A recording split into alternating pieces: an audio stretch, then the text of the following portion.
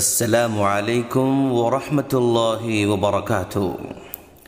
ناظرین، آج مسلم سماج معاشی مسائل سے بڑھ کر خاندانی مسائل میں پریشان ہے۔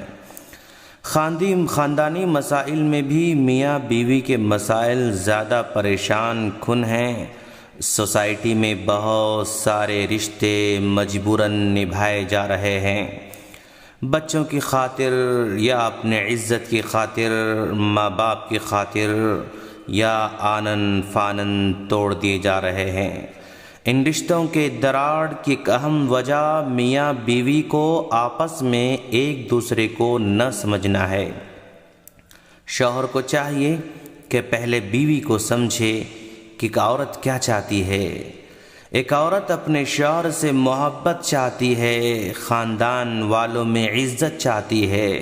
وہ چاہتی ہے کہ اس کا شوہر اس سے بار بار باتیں کرے، اس کے کھانے کی تعریف کرے، اس کے کپڑوں کی تعریف کرے، کام سے آئے تو اس کے ساتھ وقت گزارے، کبھی کبھی تحفے بھی دیتا رہے۔ سسرال والے اس کو گھر کا ایک فرد سمجھیں۔ اگر ایک عورت کی ایک معمولی خواہش پوری کر دیں تو خوش و خرم رہے گی، اپنے ماں باپ کو بھلا دے گی، اپنے شوہر کی گرویدہ بن کر زندگی بسر کرے گی۔ اور اسی طرح ایک عورت کو چاہیے کہ وہ یہ سمجھے ایک شوہر کیا چاہتا ہے۔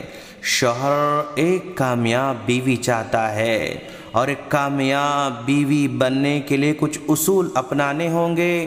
عورت اپنے شوہر کو کبھی بھی شرمندہ نہ کرے، اس کو اس بات کا بار بار احساس دلاتے رہے کہ وہ مثالی شوہر ہے۔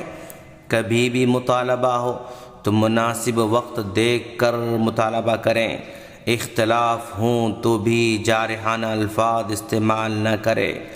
شوہر کے رشتہ داروں کے ساتھ خوش دلی سے رہیں، طاقت سے بڑھ کر مطالبہ نہ کرے۔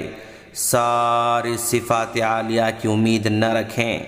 گھر اپنا سمجھیں، صاف ستھرا رکھیں، بچوں کو صاف ستھرا رکھیں۔ شوہر کی ہر شکایت ماں باپ سے ہرگز نہ کریں۔ کمرے کی باتیں باہر نہ لائیں، تکبر کی باتیں نہ کریں۔ شوہر کی باتیں پڑوس کو نہ بتائیں، بلند آواز سے باتیں نہ کریں۔ اگر ایک عورت ان باتوں کا لحاظ رکھ لے تو پھر کامیاب بیوی بن سکتی ہے، زندگی بڑی آسانی سے گزر جائے گی۔ اگر ان باتوں کا لحاظ نہ رکھا جائے تو پھر مسائل کا انبار لگ جائے گا۔ اور باتوں کے علاوہ طلاق کی وجوہات میں سے یہ بھی ہے کہ دونوں کا گناہوں میں ملوث ہونا۔ اگر دونوں گناہوں میں ملوث ہوتے ہیں تو اس سے محبت میں کمی آتی ہے، پھر طلاق ہو جاتی ہے۔ شکوک اور شبہات کی وجہ سے بھی طلاقیں ہو رہی ہیں۔ اثر و رسوخ کا بیجا استعمال کرنے سے بھی طلاق ہو رہے ہیں۔ شدید ملامت کرنے سے بھی طلاق ہو رہے ہیں۔ رشتہ داروں کی بیجا مداخلت کرنے سے بھی طلاق ہو رہی ہے۔ ماں باپ کی مداخلت سے بھی طلاق ہو رہی ہے۔ نان و نفقے میں کمی سے بھی طلاق ہو رہے ہیں۔ جب طلاق ہو جاتا ہے تو اس کے بڑے بھیانک اثرات پڑتے ہیں۔ اس کے اثرات آدمی پر بھی پڑتے ہیں، بیوی پر بھی پڑتے ہیں، بچوں پر بھی پڑتے ہیں، اور دونوں کے دونوں خاندانوں پر بھی پڑتے ہیں۔ آدمی غصے میں آ کر طلاق دے دیتا ہے۔ جلد سے جلد پیپر کارروائی کرتے ہوئے لڑکی کو ہمیشہ کے لیے جدا کرتا ہے۔ ہفتے دو ہفتے گزر جاتے ہیں تو پھر بچے یاد آتے ہیں۔ 1 مہینہ 2 مہینے کے بعد کھانے پینے میں مشکل ہوتی ہے۔ جب بیوی تھی تو وقت پر کھانا ملتا تھا، کپڑے دھلے ہوئے ملتے تھے۔ دھیرے دھیرے اب اس کو بیوی بھی یاد آتی ہے، تناؤ کا شکار ہو جاتا ہے۔ اگر غلط دوست مل گئے تو پھر ہمیشہ کے لیے بگڑ جاتا ہے۔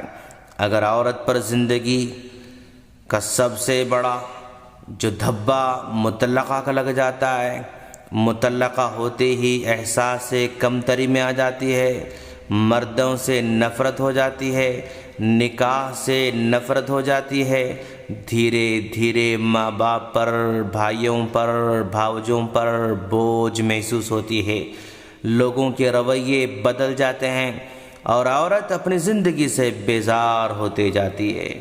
بچوں پر بھی اس طلاق کا بہت بڑا گہرا اثر ہوتا ہے۔ بچوں میں احساس کمتری پیدا ہوتی ہے، چہروں سے خوشی غائب ہو جاتی ہے، تعلیم پر اثر پڑتا ہے، اگر غلط دوست مل گئے تو ہمیشہ کے لیے جرائم پیشہ بن جاتے ہیں۔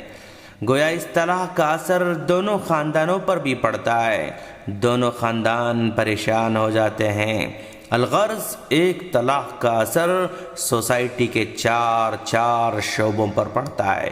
تو اس لیے خوشگوار زندگی بسر کرنے کے لیے، سوسائٹی کو پریشانی سے بچانے کے لیے، ماں باپ کو پریشانی سے بچانے کے لیے، بچوں کو پریشانی سے بچانے کے لیے میاں بیوی کا ایک دوسرے کو سمجھنا ضروری ہے۔ اگر یہ آپس میں سمجھ جائیں تو ساری کی ساری سوسائٹی کے لیے باعث رحمت بن کر جی سکتے ہیں۔ ہم اللہ سے دعا کرتے ہیں کہ باری تعالیٰ تو میاں بیوی کو آپس میں سمجھنے اور ایک دوسرے کی اصلاح کرنے کی توفیق عطا فرما۔ آمین۔ السلام علیکم ورحمۃ اللہ وبرکاتہ۔